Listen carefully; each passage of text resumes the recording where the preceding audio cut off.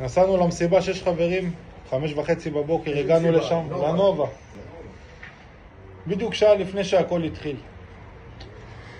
אני היחידי שחזרתי משם, ומי השם שחזרה מהשבי, כל השאר נרצחו. מי חזר מהשבי? מי השם?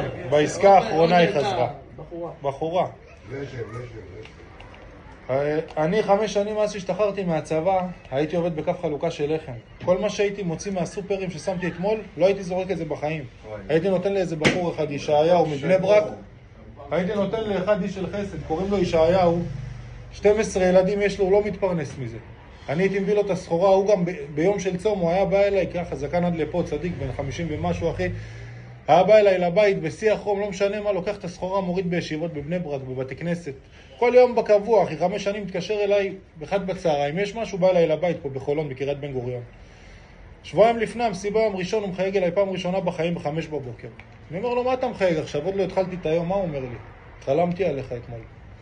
אני אומר לו, מה חלמת? הוא אומר לי שרודפים אחריך עם רובים, ומה ששומר עליך זה הפיתות שאתה נותן. שבועיים אחרי זה אני רואה את המחבלים בעיניים 3 פעמים. וכל מי שנסע איתי נרצח, אחי. נראה לך סרטונים שיורים לנו על האוטו, אחי. אתה לא מאמין איזה נס היה לי שם. נס, אחי. זה גמילות חסדים. יאיר.